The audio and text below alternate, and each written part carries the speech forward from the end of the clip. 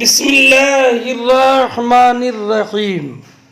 حدثنا عبد الله بن يوسف قال أخبرنا مالك عن ابن شهاب عن عروة بن الزبير عن عائشة أم المؤمنين رضي الله تعالى عنها أن رسول الله صلى الله عليه وسلم صلى ذات ليلة في المسجد فصلى بصلاته ناس ثم صلى من القابلة فكثر الناس ثم اجتمعوا من الليلة الثالثة أو الرابعة فلم يخرج إليهم رسول الله صلى الله عليه وسلم فلما أصبح قال قد رأيت الذي صنعتم ولم يمنعني من الخروج إليكم إلا أني خشيت أن تفرض عليكم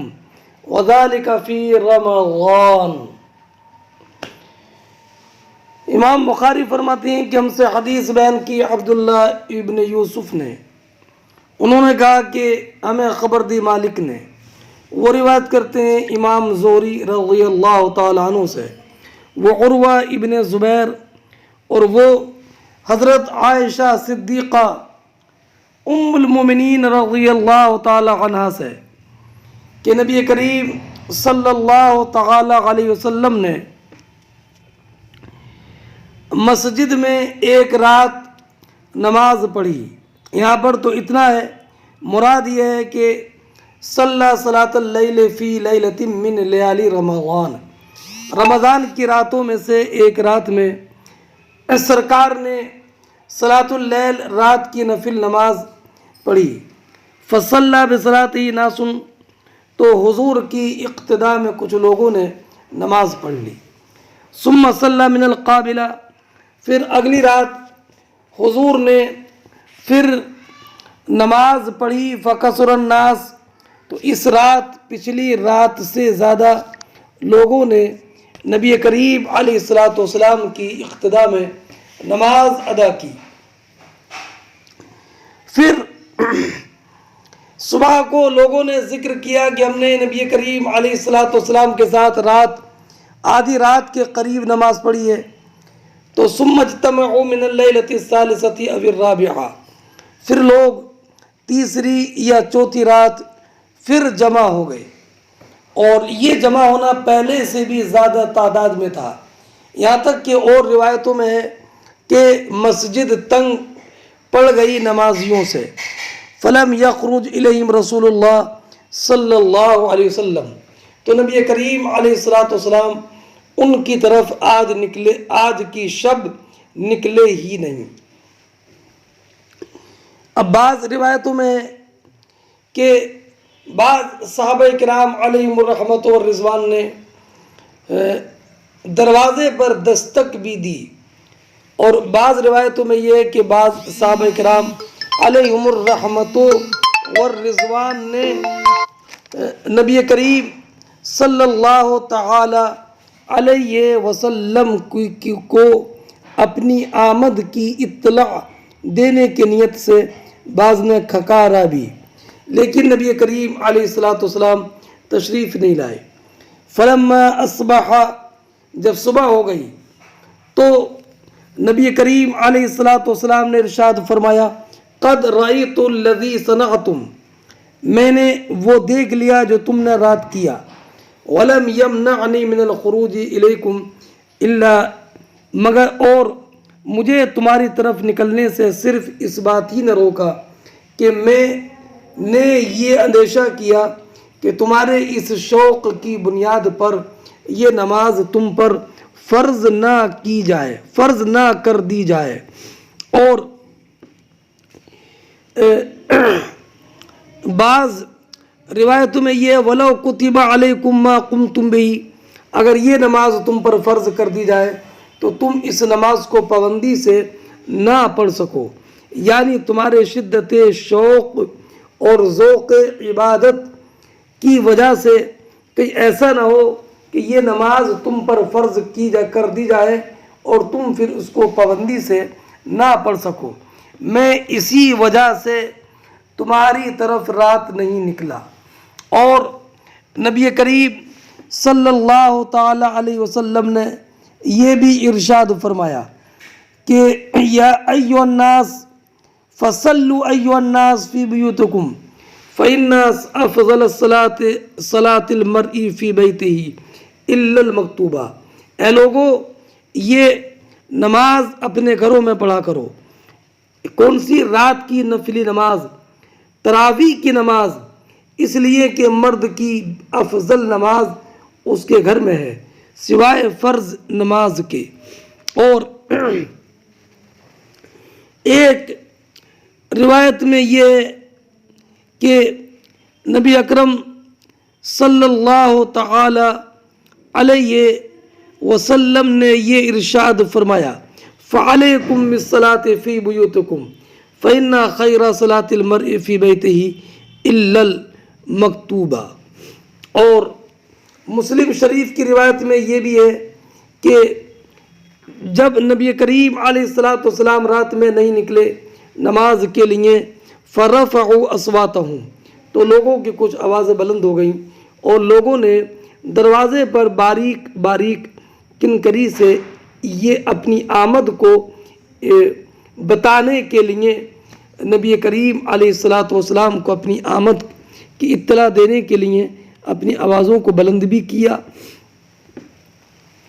تو نبی اکرم علیہ الصلاۃ والسلام نے وہی ارشاد فرمایا۔ ایک روایت میں لم یخف علی شانکم، کہ تمہارا آنا مجھ پر مخفی نہیں رہا، لیکن میں اسی ارادے سے نہیں نکلا کہ تمہارے شوق اور ذوق عبادت کی وجہ سے تم پر یہ نماز فرض نہ کی جائے۔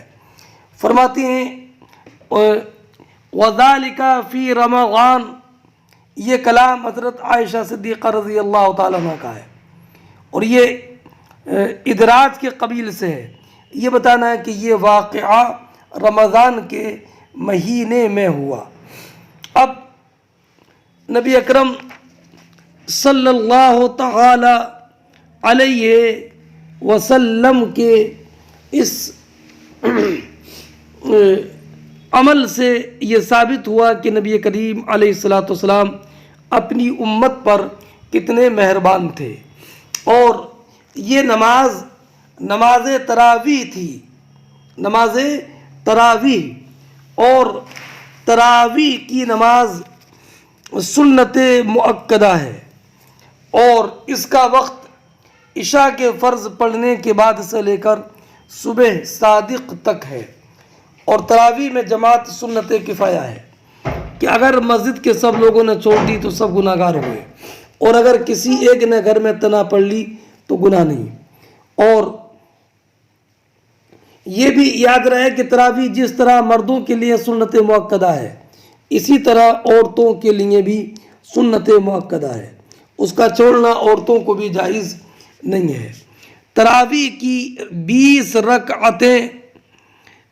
رکعتیں ہیں ہماری، اور یہ امام اعظم کے نزدیک بھی اور شوافی کے نزدیک بھی اور حنابلہ کے نزدیک بھی ہے۔ اور اس پر دلیل حضرت صائب ابن یزید صحابی رسول کی روایت ہے جو امام بہقی نے روایت کی۔ وہ فرماتے ہیں کانوا یقومون علی عہد عمر رضی اللہ تعالی عنہ ب20 رکعہ، کہ تمام لوگ حضرت عمر فاروق رضی اللہ تعالیٰ عنہ کے زمانے میں 20 رکعت پڑھتے تھے۔ وعلی عہد عثمان وعلی رضی اللہ تعالیٰ عنہما مثلا، اور حضرت عثمان اور حضرت علی رضی اللہ تعالیٰ عنہ کے زمانے میں بھی اسی کے مثل 20 رکعت پڑھتے تھے۔ اور حضرت علی رضی اللہ تعالیٰ عنہ کے بارے میں ہے کہ آپ نے ایک امام کو معین کیا تھا کہ وہ لوگوں کو رمضان میں 20 رکعت پڑھائے۔ اب ایک روایت یہ بھی ہے کہ کان الناس فی زمن عمر یقومون فی رمضان ب23 رکعہ، کہ نبی کریم حضرت عمر فاروق رضی اللہ تعالی عنہ کے دور میں 23 رکعت پڑھتے تھے۔ تو امام بہقی نے فرمایا کہ وہ 3 رکعت وطر تھی۔ اور یہ تراویح کی نماز مسجد میں جماعت سے پڑھنا افضل ہے۔ اگر گھر میں جماعت سے پڑھ لی تو جماعت چھوڑنے کا گناہ نہ ہوا، مگر وہ ثواب نہیں ملے گا جو مسجد میں پڑھنے سے ملتا ہے۔ اور پوری تراویح میں یعنی پورے مہینے میں تراویح کی نماز میں ایک مرتبہ قرآن مجید پورا ختم کرنا سنت مؤکدہ ہے، اور 2 مرتبہ افضل فضیلت والا ہے، اور 3 ختم افضل۔ لوگوں کی سستی کی وجہ سے ختم کلام الہی کو تراویح میں نہ چھوڑا جائے۔ اب اس حدیث سے ایک مسئلہ یہ معلوم ہوا کہ اگر امام نے امامت کی نیت نہیں کی تو بھی اس کی اقتداء جائز ہے، اور یہی جمہور کا مذہب ہے۔ اور یہ بھی معلوم ہوا کہ رمضان میں تراویح کا پڑھنا یہ جماعت سے سنت ہے، اور یہ سنت مصطفیٰ صلی اللہ تعالی علیہ وسلم ہے۔ اور یہ بھی کہ ماہ رمضان میں تراویح کی نماز مسجد میں بالکل نہ پڑھنا یہ جائز نہیں ہے، بلکہ اگر کسی نے بھی مسجد میں جماعت سے تراویح نہیں پڑھی تو سب گناہ گار ہوں گے۔ باب قیام النبی صلی اللہ علیہ وسلم حتی ترم قدمہ، یہ باب نبی کریم علیہ السلام کی نماز شب رات کی نماز میں نبی اکرم کے قیام کے بیان میں۔ حتی ترم قدمہ، یہاں تک کہ نبی کریم علیہ السلام کے قدم مبارک پر ورم آ جاتا ہے نا، قدم پر ورم آ جاتا۔ وقالت عائشہ رضی اللہ تعالی عنہا قام النبی صلی اللہ علیہ وسلم حتی تفطر قدمہ والفطور الشقوق ان فطرت ان شقت۔ فرماتی ہیں عائشہ ام المومنین عائشہ صدیقہ رضی اللہ تعالی عنہا کہ نبی کریم صلی اللہ تعالی علیہ وسلم نے رات کی نماز میں قیام فرمایا، رات کی نماز میں لمبے لمبے قیام کیے۔ حتی تفطر قدمہ، یہاں تک کہ آپ کے قدم مبارک میں پھٹن طاری ہو جاتی، قدم مبارک متورم ہو جاتے، ورم آلود ہو جاتے، اور نبی کریم علیہ السلام کے قدم مبارک میں شگاف پڑ جاتا۔ فرماتے ہیں والفطور الشقوق، فطور سے بنا تفطرہ، اور فطوط کے معنی پٹنا، اور اذا السماء انفطرت میں انفطرت کا معنی انشقت، یعنی فطور کا معنی شقوق پھٹنا، اور انفطار میں جب باب انفعال میں جائے گا تو اس کا معنی پھٹ جانا، یعنی تأثر کا معنی پایا جائے گا۔ فرماتے حدثنا ابو نعیم قال حدثنا مسعر عن زیاد قال سمعت المغیرۃ رضی اللہ تعالی عنہ یقول ان کان النبی صلی اللہ علیہ وسلم لیقوم او لیصلی حتی ترم قدمہ او ساقہ فیقال له فیقول افلا اکون عبدا شکورا۔ فرماتی ہیں امام بخاری کہ ہم سے حدیث بیان کی ابو نعیم نے، انہوں نے کہا کہ ہم سے حدیث بیان کی مسعر نے، وہ روایت کرتے ہیں زیاد سے، انہوں نے کہا کہ میں نے مغیرہ ابن شعبہ رضی اللہ تعالیٰ عنہ کو یہ کہتے ہوئے سنا کہ نبی کریم صلی اللہ تعالیٰ علیہ وسلم اتنی نماز پڑھتے کہ حتی ترما، یا اتنا لمبا قیام فرماتے کہ حضور کے قدم یا حضور کی پنڈلیاں ورم کر آتی تھیں۔ فیقال له، تو نبی کریم صلی اللہ تعالی علیہ وسلم سے عرض کیا جاتا، کیا عرض کیا جاتا؟ یا رسول اللہ آپ یہ کرتے ہیں، اتنا لمبا قیام کرتے ہیں، مشقت برداشت کرتے ہیں، حالانکہ اللہ رب العزت جل جلالہ عم نوالہ کی طرف سے حضور کے بارے میں یہ آ چکا ہے. کیا چکا ہے؟ کہ بے شک اللہ رب العزت نے آپ کی اگلی پچھلی ہر لغزش سے درگزر فرما دی. یہ اعلان اور یہ بشارت کے باوجود بھی آپ کا اتنا لمبا قیام.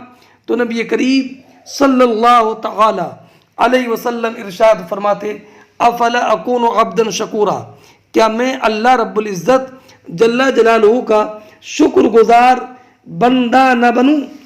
کیا میں اللہ رب العزت کا شکر گزار بندہ نہ بنوں؟ مطلب یہ کہ مجھ پر اللہ رب العزت کے جو بے شمار احسانات اور لامحدود انعامات ہیں ان کا شکر ادا کرنے کے لیے اتنی عبادت کرتا ہوں. کیا کہ اور شکر کبھی زبان سے ہوتا ہے اور کبھی عمل سے بھی ہوتا ہے. جیسے کہ قرآن کریم فرماتا ہے اعملوا آل داود شکرا وقلیل من عبادی الشکور. جب اللہ رب العزت کسی بندے کو عمل صالح کی توفیق دے تو بندہ اس کا شکر کرے دوسرے عمل سے، پھر دوسرے عمل کا شکر ادا کرے تیسرے عمل سے. ایسے ہی یہ سلسلہ نیکیوں کا آگے بڑھتا رہے. ہاں، اب اس سے یہ بھی معلوم ہوا باب من نام عند السحر، یہ باب اس انسان کے حکم کے بیان میں جو سحر کے وقت سو جائے. روایت سنیے حدثنا علی بن عبداللہ قال حدثنا سفیان قال حدثنا عمرو بن دینار ان عمرو بن اوس اخبرہ ان عبد اللہ بن عمرو بن العاص رضی اللہ تعالی عنہما اخبرہ ان رسول اللہ صلی اللہ علیہ وسلم قال له احب الصلاة الى اللہ صلاة داود علیہ السلام وحب الصیام الى اللہ صیام داود وکان ینام نصف اللیل ویقوم ثلثہ وینام سدسہ ویصوم یوما ویفطر یوما.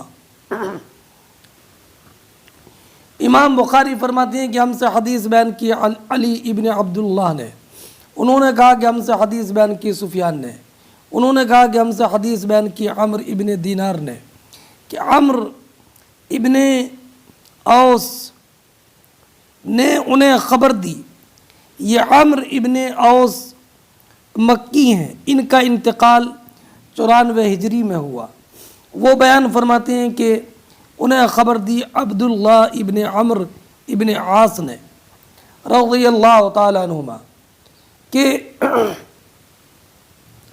نبی اکرم صلی اللہ تعالی علیہ وسلم نے ارشاد فرمایا، کس سے فرمایا؟ عبداللہ ابن عمرو ابن عاص سے، کہ احب الصلاۃ الی اللہ صلاۃ داود علیہ السلام، نمازوں میں سب سے زیادہ پسند اللہ کے نزدیک حضرت داود علیہ السلام کی نماز ہے.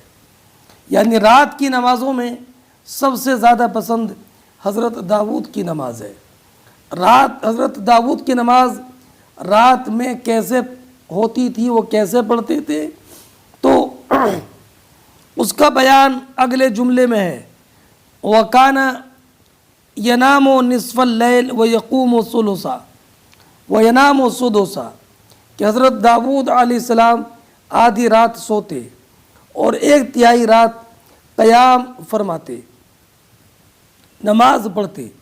وَيَنَامُ سُدُسًا، اور آخری اور 1/6 حصے میں سوتے. مثلا رات 6 گھنٹے کی ہے تو اس کی آدھی رات 3 گھنٹے کی، اور ثلث رات یہ 2 گھنٹہ، سدس 1 گھنٹہ. تو اب مطلب یہ ہوا کہ نبی کریم علیہ الصلوۃ والسلام آدھی رات یعنی 6 گھنٹے کی رات مثلا اگر ہوتی تو پہلے 3 گھنٹہ سو لیتے اور پھر 1 ثلث یعنی 2 گھنٹے آپ نماز پڑھتے. سونے کے بعد نماز اس لیے کہ تاکہ نماز پڑھنے میں نشاط و رغبت ہو، اور 1 ثلث یعنی 2 گھنٹے نماز پڑھنے کے بعد پھر 1 گھنٹہ پھر سوتے. آخر میں سدس آخری گھنٹے میں پھر سوتے. یہی محل ترجمہ ہے کہ رات کا جو آخری گھنٹہ ہوگا وہ سحر کا وقت ہوگا. تو اس سے معلوم ہوا کہ سحر کے وقت میں سونا یہ حضرت داؤد علیہ السلام کا طریقہ تھا. فرماتے ہیں نبی کریم علیہ السلام وحب الصیام الی اللہ صیام داؤد، اور اللہ رب العزت کی بارگاہ میں روزوں میں سب سے زیادہ پسند حضرت داؤد علیہ السلام کے روزے ہیں. ان کے روزوں کا طریقہ کیا تھا؟ نفلی روزوں کا. وَيَصُومُ يَوْمًا وَيُفْطِرُ يَوْمًا، ایک دن روزہ رکھتے اور ایک دن روزہ ترک کرتے، مسلسل روزے نہ رکھتے. اس لیے کہ تو سرکار نے فرمایا کہ یہ روزہ زیادہ پسند ہے، اس لیے کہ اللہ رب العزت نے مکلف پر صرف روزے ہی فرض نہیں کیے ہیں بلکہ روزے بھی فرض کیے، حج بھی فرض کیا، نمازیں بھی فرض کی. تو اگر ہر دن روزہ رکھے گا تو اس کی قوت منقطع ہو جائے گی اور ساری عبادتوں کا اس کا سلسلہ معطل ہو جائے گا، ضعف طاری ہو جائے گا. اسی لیے حکم یہ ہے کہ اپنی قوت کو باقی رکھے عبادتوں کے لیے، اس طور پر کہ ایک دن روزہ رکھے اور ایک دن افطار کرے. حدثنی عبدان قال اخبرنی ابی عن شعبہ عن اشعث قال سمعت ابی قال سمعت مسروقہ. امام بخاری فرماتے ہیں کہ مجھ سے حدیث بیان کی عبدان نے کہا کہ اخبرنی ابی، مجھ کو میرے والد عثمان ابن جبلہ نے خبر دی. انہوں نے روایت کی شعبہ سے، انہوں نے روایت کی اشعث سے. قال سمعت، اشعث نے کہا کہ میں نے اپنے والد ابو شعثا کو سنا کہ انہوں نے فرمایا کہ میں نے مسروق ابن اجدع کو سنا. مسروق کہتے ہیں کہ میں نے حضرت عائشہ صدیقہ ام المؤمنین رضی اللہ تعالی عنہا سے معلوم کیا ای العمل کان احب الی النبی صلی اللہ علیہ وسلم، کہ اعمال میں کون سا عمل نبی اکرم صلی اللہ تعالی علیہ وسلم کو سب سے زیادہ محبوب تھا. احبہ اس میں احب افعل کے وزن پر ہے، یہ بے معنی مفعول ہے، حالانکہ افعال بے معنی فاعل زیادہ ہوتا ہے، لیکن یہ احب بے معنی مفعول محبوب. کہ کون سا عمل نبی کریم علیہ السلام کو سب سے زیادہ محبوب تھا؟ تو حضرت عائشہ نے فرمایا الدائم، نبی کریم علیہ السلام کو سب سے زیادہ عمل پسند وہ تھا جس پر انسان ہمیشگی کرے. قلت متی کان یقوم، تو حضرت مسروق کہتے ہیں کہ میں نے عائشہ صدیقہ ام المؤمنین سے معلوم کیا کہ نبی کریم علیہ السلام رات میں کب اٹھتے تھے.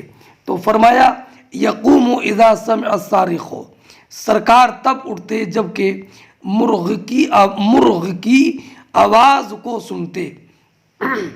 اب مرغ کی آواز کو سنتے تب اٹھتے، اور مرغ بولتا ہے سحر کے وقت. تو اس سے معلوم ہوا کہ حضور سحر کے وقت میں اٹھتے. کائے سے اٹھتے؟ نیند سے. تو لا محالہ سحر کے وقت میں سونا بھی ثابت ہوا، اور سحر کے وقت میں اٹھتے تھے. اس سے معلوم ہوا کہ سحر کے وقت میں اٹھنا یہ بھی نبی کریم علیہ السلام کا معمول تھا. اب اس حدیث سے ایک بات یہ معلوم ہوئی کہ عمل پر ہمیشگی ہونا چاہیے، عمل صالح پر، اور قلیل عمل جس پر ہمیشگی ہو یہ اس کثیر سے بہتر ہے جو منقطع ہو جائے. اس لیے کہ انسان جس عمل کو ہمیشہ کرے گا وہ بلا مشقت اور بلا اکتاہٹ کے کرتا رہے گا، تو اس کے کرنے میں نفس کو نشاط بھی حاصل ہوگا اور قلب بھی خوش ہوگا، برخلاف ان اعمال شاقہ کے کہ جن اعمال شاقہ کا نفس عادی نہیں ہے، کبھی اس کو کرے گا اور کبھی بالکل چھوڑ دے گا، تو خیر کثیر فوت ہو جائے گی. اس سے یہ معلوم ہوا کہ عبادت میں، نفلی عبادت میں میانہ روی اختیار کرنا چاہیے۔ حدثنا محمد بن سلام قال اخبرنا ابو الاحوص عن الاشعث، یہ حدیث سابق میں دوسرا طریق ہے۔ فرماتے ہیں حدثنا محمد ابن سلام، مجھ سے حدیث بیان کی محمد ابن سلام نے، قال وہ کہتے ہیں اخبرنا کہ مجھے خبر دی، ابو الاحوص نے خبر دی، اور وہ روایت فرماتے ہیں اشعث سے، بس اتنی سند یہاں تک ذکر کی ہے، یہیں تک۔ اور مسلم شریف میں یوں ہے حدثنا ابو الاحوص عن الاشعث عن ابی، انہوں نے روایت کی اپنے والد ابو الشعثہ سے، انہوں نے روایت کی مسروق سے، انہوں نے کہا کہ میں نے عائشہ صدیقہ رضی اللہ تعالی عنہا سے اس سوال کے بارے میں یہ معلوم کیا کہ نبی کریم کو کون سا عمل سب سے زیادہ پسند تھا، تو فرمایا کان یحب الدائمہ، حضور ہمیشگی والے عمل کو پسند کرتے تھے۔ تو پھر میں نے کہا ای حین کان یصلی، حضور رات میں کس وقت اٹھ کر نماز پڑھتے تھے؟ تو اس کے جواب میں کہا اذا سمع الصارخ قام فصلى، جب نبی کریم علیہ الصلوۃ والسلام مرغی کی آواز کو سنتے تو آپ اٹھ کر نفلی نماز پڑھتے تھے۔ اس سے یہ معلوم ہوا کہ نبی کریم علیہ الصلوۃ والسلام کا قیام اللیل، رات کا قیام، یہ رات کی آخری ثلث میں تھا، اس لیے کہ مرغ اکثر بیشتر اسی وقت میں آواز کرتا ہے، اور سرکار نے اس وقت کو اس لیے منتخب کیا کہ چونکہ یہ نزول رحمت کا وقت ہے اور سکون و قرار کا وقت ہے۔ حدثنا موسیٰ ابن اسماعیل قال حدثنا ابراہیم ابن سعد قال ذکر ابی عن ابی سلمہ عن عائشہ رضی اللہ تعالی عنہا قالت ما الفاہ السحر عندی الا نائمہ، ما الفا یہ فا کے ساتھ ہے، ما الفاہ الفا یلفی، ما الفا ہو کے معنی ما وجدتہ، جیسے قرآن شریف میں والفا یا سیدہ لدى الباب ای وجدہ ہو، اور الفاہو کی ضمیر منصوب نبی کریم علیہ الصلوۃ والسلام کی طرف راجع ہے۔ اب یہ نہ کہا جائے کہ یہ اضمار قبل الذکر ہے، اس لیے کہ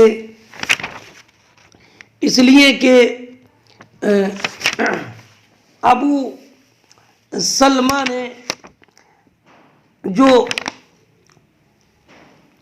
حضرت عائشہ صدیقہ، حضرت ابو سلمہ نے ام سلمہ رضی اللہ تعالی عنہا نے حضرت عائشہ صدیقہ رضی اللہ تعالی عنہا سے فجر کی 2 رکعت کے بعد سحر کے وقت سونے کے بارے میں سوال کیا، اس لیے حضرت عائشہ نے جواب دیا، اور اس جواب میں فرمایا ما الفاہ السحر عندی الا نائمہ، السحر یہ مرفوع ہے، السحر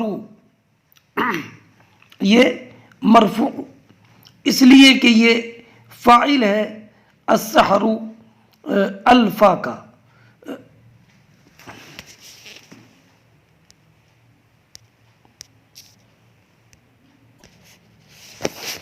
ما الفاہ السحر، الفا یلفی کے معنی پانا، الفا ہو ضمیر منصوب کا مرجع نبی کریم علیہ الصلوۃ والسلام، السحر فاعل ہے، عندی الا نائمن، نائمن یہ حال ہے الفاء کے ضمیر منصوب سے۔ معنی یہ ہوگا کہ حضرت عائشہ صدیقہ رضی اللہ تعالی عنہا نے فرمایا کہ نبی کریم علیہ الصلوۃ والسلام کو میرے پاس سحر نے حالت نوم ہی میں پایا، یعنی سحر کے وقت میں نبی کریم صلی اللہ تعالی علیہ وسلم آرام فرماتے ہوتے، اور یہی وہ نیند ہے جو حضرت داؤد علیہ الصلوۃ والسلام اختیار فرماتے تھے کہ آدھی رات تک پہلے سوتے، پھر ایک تہائی رات آپ قیام فرماتے، اور پھر آخری چھٹی ساعت میں آپ آرام فرماتے اور سوتے۔ اور یہ نیند اس وجہ سے تھی کہ قیام فی اللیل کی تھکاوٹ کی وجہ سے اس میں آپ استراحت فرماتے تھے، اور یہی وہ نیند ہے جو سحر کے وقت میں ہے، جو امام بخاری رضی اللہ تعالی عنہ نے باب قائم فرمایا ہے۔ اور یہ نیند سحر کے وقت میں نبی کریم علیہ الصلوۃ والسلام کا معمول لمبی راتوں میں تھا، اور رمضان کے علاوہ راتوں میں تھا، اس لیے کہ نبی کریم علیہ الصلوۃ والسلام سے یہ ثابت ہے کہ آپ آخری وقت میں سحری تناول فرماتے تھے۔ باب من تسحر ثم قام الى الصلاة فلم ینم حتی صلی الصبح، یہ باب اس انسان کے حال کے بیان میں جس نے سحری تناول کی، ثم قام الى الصلاة، پھر صبح کی نماز کے لیے چلے گئے، فلم ینم بعد، تو سحری کھانے کے بعد پھر سوئے نہیں یہاں تک کہ فجر کی نماز پڑھی۔ یہ حدیث پہلے گزر گئی ہے۔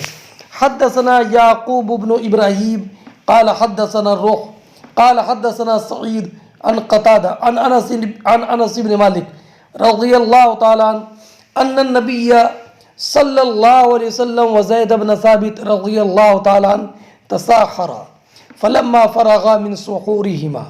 حضرت انس بن مالک رضی اللہ تعالی عنہ بیان فرماتے ہیں کہ نبی اکرم صلی اللہ تعالی علیہ وسلم اور نبی کریم صلی اللہ تعالی علیہ وسلم اور حضرت زید بن ثابت دونوں نے سحری کی۔ فلما فرغا من سحورہما، جب اپنی سحری سے فارغ ہوئے، نبی کریم علیہ الصلوۃ والسلام نماز کے لیے کھڑے ہو گئے، فصلی، اور نماز پڑھائی۔ قلنا لانس، تو حضرت قتادہ فرماتے ہیں کہ ہم نے انس سے معلوم کیا کتنا فاصلہ تھا زید بن ثابت اور نبی کریم کے سحری سے فارغ ہونے اور نماز میں داخل ہونے کے درمیان، تو فرمایا قدر ما یقرأ الرجل 50 آیا، اتنا جتنے میں مرد 50 آیتیں پڑھ لے، یعنی سرکار اول وقت ہی میں فجر کی نماز ادا کر لیتے تھے۔ یہ حدیث باب طول الصلاة فی قیام اللیل، یہ باب اس بارے میں کہ رات کے قیام میں نماز کے لمبا کرنے کا بیان، نماز لمبا کرنے کا بیان، لمبی نماز پڑھنے کا بیان۔ اب حدیث پاک سنیں، نماز لمبی ہوگی تو لا محالہ قیام بھی لمبا ہوگا۔ فرماتے ہیں حدثنا سلیمان بن حرب قال حدثنا شعبہ عن العامش عن ابی وائل عن عبد اللہ رضی اللہ تعالی عنہ قال صلیت مع النبی صلی اللہ علیہ وسلم لیلہ فلم یزل قائما حتی ہممت بأمر سوء قلنا وما هممت قال هممت ان اقعد واذر النبي صلی اللہ علیہ وسلم۔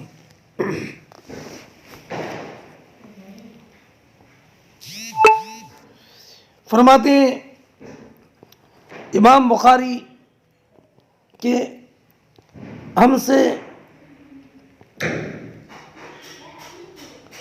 ہم سے حدیث بیان کی سلیمان ابن حرب نے، انہوں نے کہا کہ ہم سے حدیث بیان کی شعبہ نے، انہوں نے روایت کی امام عامش سے، وہ روایت کرتے ہیں ابو وائل سے، وہ روایت کرتے ہیں عبداللہ ابن مسعود رضی اللہ تعالیٰ عنہ سے۔ عبداللہ ابن مسعود رضی اللہ تعالیٰ عنہ فرماتے ہیں کہ صلیت مع النبی صلی اللہ علیہ وسلم لیلہ، میں نے نبی کریم علیہ السلام کے ساتھ ایک رات نماز پڑھی، ایک رات سرکار کے ساتھ نفلی نماز پڑھی۔ فلم یزل قائما، تو حضور نے بہت لمبا قیام کیا، بہت لمبا قیام کیا۔ حتی ہممت بامر سو، یہاں تک کہ میں نے ایک معیوب کام کا ارادہ کر لیا۔ کیا معیوب کام کا ارادہ کیا؟ تو فرماتی ہیں کہ میں نے ارادہ کیا کہ، تو قلنا، ابو وائل شقیق ابن سلمہ اسدی کہتے ہیں کہ میں نے معلوم کیا عبداللہ ابن مسعود رضی اللہ تعالیٰ عنہ سے کہ آپ نے کیا ارادہ کر لیا تھا؟ تو کہا کہ میں نے ارادہ کیا کہ ان اقعد، کہ میں بیٹھ جاؤں، میں بیٹھ جاؤں، وَأَذَرَ النَّبِيَّ صلی اللہ علیہ وسلم، اور نبی کریم علیہ السلام کو تنہا کھڑا چھوڑ دوں۔ یعنی میں یہ ارادہ نہیں کیا کہ میں نماز سے بیٹھ جاؤں، یہ ارادہ نہیں ہے، بلکہ ارادہ یہ کہ بجائے کھڑے ہو کر نماز پڑھنے کے میں بیٹھ کر نماز پڑھوں اور نبی کریم علیہ السلام کو تنہا کھڑا چھوڑ دوں۔ یہ نفل نماز میں بیٹھنے کا ارادہ کرنا، تو بلا شبہ نفل نماز تو قیام پر قدرت کے باوجود بیٹھ کر پڑھنا جائز ہے۔ تو یہ ارادہ امر سو کیسا ہو گیا؟ تو یہ ترک ادب کی وجہ سے اور بظاہر مخالفت کی وجہ سے۔ ہاں،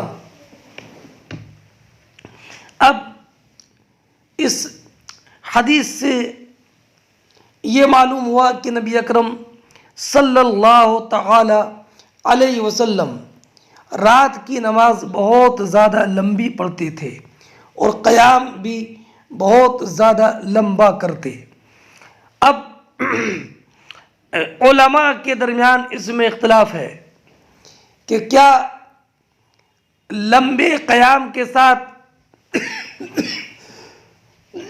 نفل نماز پڑھنا زیادہ بہتر ہے، یا قرات مختصر کر کے زیادہ رکعت پڑھنا یہ زیادہ بہتر ہے؟ تو حضرت مسروق، ابراہیم نخعی، حسن بصری، امام اعظم، امام یوسف رضی اللہ تعالی عنہم کا مذہب یہ ہے کہ لمبے قیام کے ساتھ نماز پڑھنا یہ زیادہ بہتر ہے، اس لیے کہ جب لمبا قیام ہوگا تو قرات قرآن زیادہ ہوگی، اور کثرت تلاوت قرآن کی وجہ سے یہ نماز زیادہ، اس نماز پر زیادہ ثواب اللہ کے فضل سے بندے کو، نمازی کو ملے گا۔ ہاں،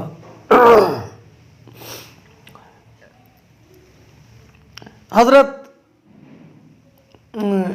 جابر ابن عبداللہ کی جو روایت مسلم شریف میں ہے کہ سئل رسول اللہ صلی اللہ علیہ وسلم ای الصلاۃ افضل، نبی کریم صلی اللہ تعالی علیہ وسلم سے معلوم کیا گیا یا رسول اللہ کون سی نماز زیادہ افضل ہے؟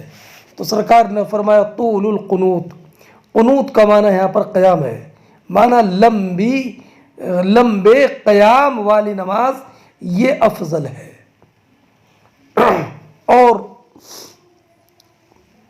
ایک روایت میں ہے کہ نبی کریم علیہ الصلوۃ والسلام سے جب معلوم کیا گیا ای الصلاۃ افضل، تو فرمایا طول القیام۔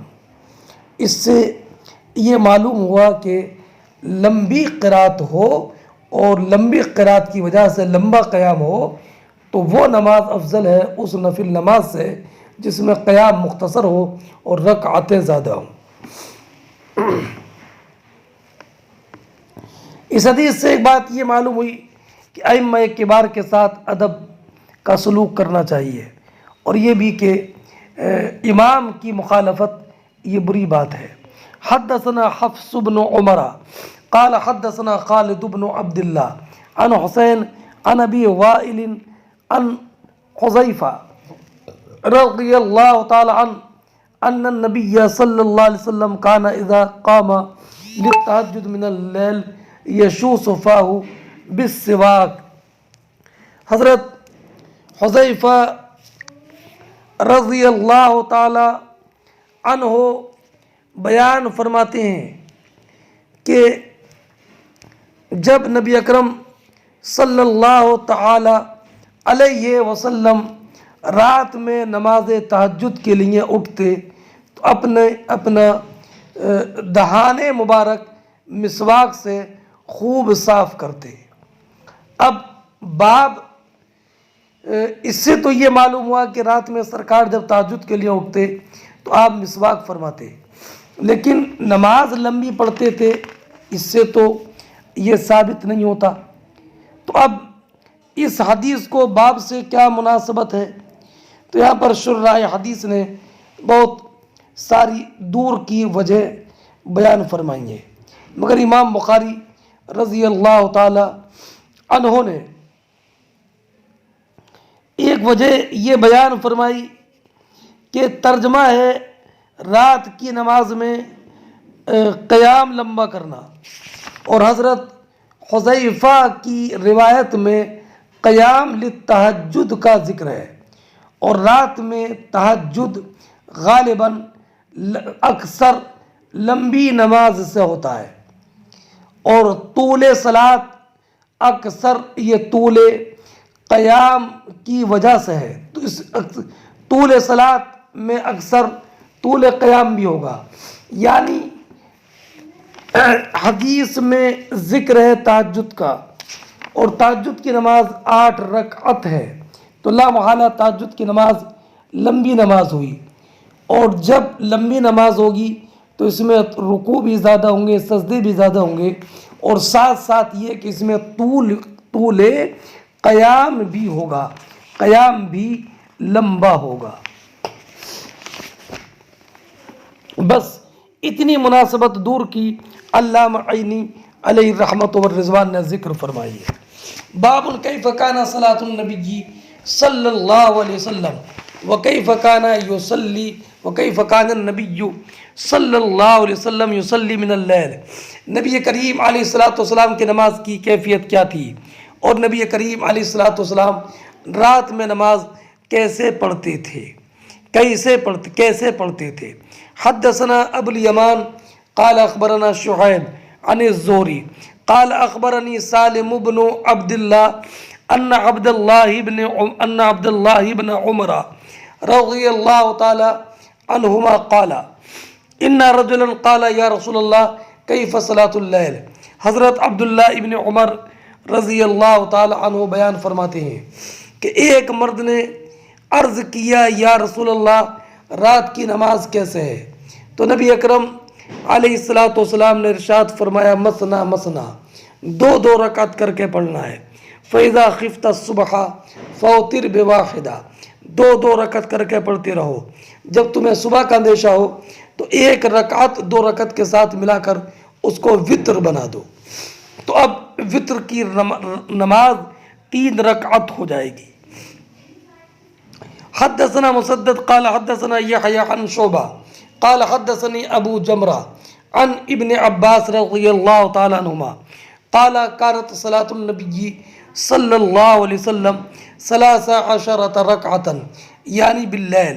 امام بخاری فرماتے ہیں کہ ہم سے حدیث بیان کی مسدد نے، انہوں نے فرمایا کہ ہم سے حدیث بیان کی یحییٰ نے، وہ روایت کرتے ہیں شعبہ سے، انہوں نے فرمایا کہ مجھ سے حدیث بیان کی ابو جمرہ نے. وہ روایت کرتے ہیں عبداللہ ابن عباس رضی اللہ تعالی عنہما سے کہ عبداللہ ابن عباس رضی اللہ تعالی عنہما نے بیان فرمایا کانت صلاۃ النبی صلی اللہ علیہ وسلم 13 رکعتم یعنی باللیل. نبی کریم علیہ الصلوۃ والسلام کی رات کی نماز 13 رکعت ہوتی تھی. 13 رکعت میں سے 3 رکعت نماز وتر ہوئی اور 10 رکعت نماز تہجد کی ہوئی. تہجد کی نماز کتنی رکعت ہے تو اس میں روایتیں مختلف ہیں. 10 کی روایت بھی ہے، 8 کی بھی ہے، 6 کی بھی ہے، 4 کی بھی ہے، 2 کی بھی ہے. اس لیے تہجد کی نماز کم سے کم 2 رکعت اور زیادہ سے زیادہ 10 رکعت بھی ہے. اور 12 رکعت تک ہمارے فقہاء نے بیان کیا ہے. 12 رکعت تک، ہاں کم سے کم 2 رکعت اور 12 رکعت جو پڑھتے ہیں تو وہ اس وجہ سے کہ امام 13 رکعت حضور نے پڑھی تو امام شافعی رضی اللہ تعالیٰ عنہ کے نزدیک وتر چونکہ ایک ہی رکعت ہے تو 1 رکعت کم کرنے کے بعد 12 رکعت بچیں اور وہ تہجد ہو گئیں. سمجھ گئے؟ اب 13 رکعتوں میں وتر بھی داخل ہے.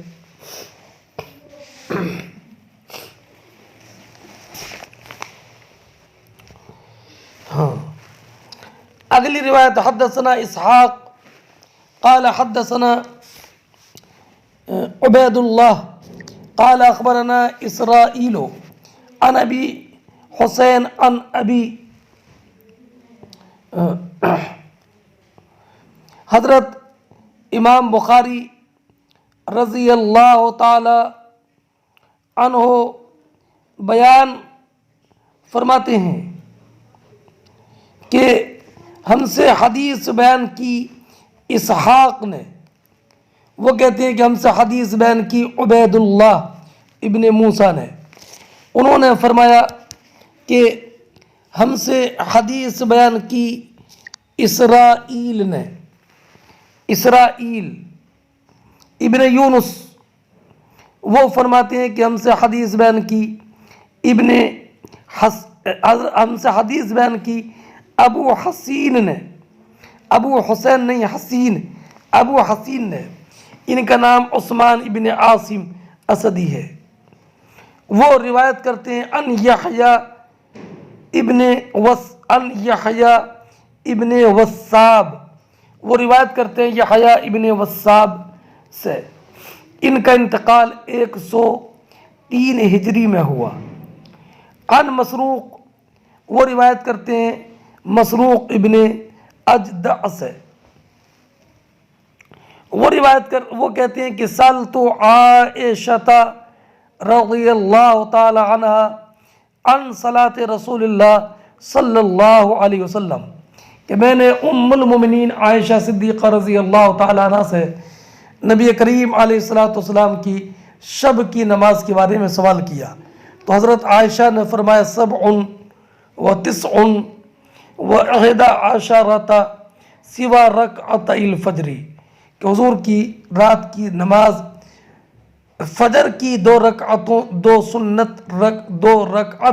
سنت کے علاوہ 7 رکعت تھی، 9 رکعت تھی، 11 رکعت تھی، 7 رکعت تھی 3 وتر اور 4 تہجد کے، 9 رکعت تھی 3 وتر اور 6 رکعت تہجد کے، اور 11 رکعت تھی 3 وتر اور 8 رکعت تہجد کی.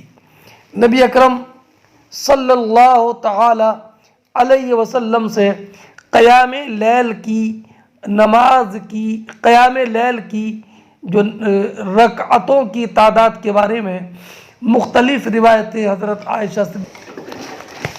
بعض روایتوں میں 13 رکعت کا ذکر ہے اور بعض میں 11 کا ذکر ہے. اب جن روایتوں میں 13 کا ذکر ہے اس میں وتر 3 رکعت اور 2 رکعت سنت فجر، جیسے کہ ابھی حدیث آتی ہے قاسم ابن محمد کی حضرت عائشہ صدیقہ رضی اللہ تعالی عنہا سے کہ نبی کریم علیہ الصلوۃ والسلام رات میں 13 رکعت نماز پڑھتے تھے، اور اس میں وطر کی نماز بھی شامل تھی اور فجر کی جو 2 رکعت سنت ہیں وہ بھی شامل تھی۔ تو لا محالہ 2 رکعت سنت فجر اور 3 رکعت وطر، تو 8 رکعت بچی۔ 8 رکعت یہ تہجد کی نماز تھی، اور یہ سرکار کے غالب حال کا بیان ہے۔ اور جو مسروق کی روایت حضرت عائشہ صدیقہ رضی اللہ تعالی عنہا سے ہے کہ سرکار کی رات کی نماز کے بارے میں حضرت عائشہ صدیقہ نے بتایا کہ کبھی سرکار 7 رکعت پڑھتے تھے، کبھی 9، کبھی 11۔ تو مسروق کی جو روایت حضرت عائشہ صدیقہ رضی اللہ تعالی عنہا سے ہے، تو یہ حضرت عائشہ صدیقہ کی اس سے مراد ہے کہ یہ مختلف اوقات اور مختلف احوال میں تھا۔ کبھی حضور 7 رکعت پڑھتے، کبھی 9 رکعت پڑھتے، اور کبھی 11 رکعت پڑھتے۔ اس حدیث میں ان روایتوں میں کوئی تعارض نہیں ہے۔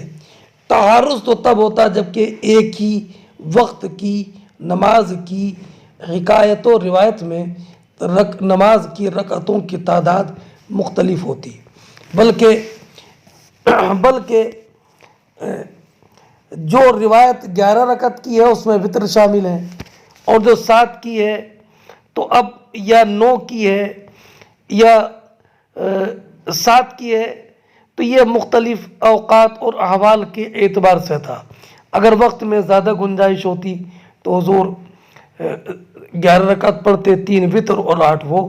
اگر تنگ وقت ہوتا تو حضور نماز 6 رکعت پڑھتے، اور یا 4 رکعت تہجد کی پڑھتے اور 3 رکعت وطر کی پڑھتے، اور یا اگر قرات لمبی کرتے تو رکعتیں کم پڑھتے، اور قرات اگر مختصر کرتے تو رکعت زیادہ پڑھتے، اور یا اگر کبھی کسی تکلیف یا مرض کی شکایت ہوتی تو رکعتیں کم پڑھتے، اور اگر حالت صحت ہوتی تو زیادہ رکعت تہجد کی پڑھتے، اور یا کمزوری کے وقت میں رکعتیں کم پڑھتے، تہجد کی کم رکعت نماز پڑھتے، اور اگر پہلے کا جو وقت تھا اس میں رکعت زیادہ پڑھتے۔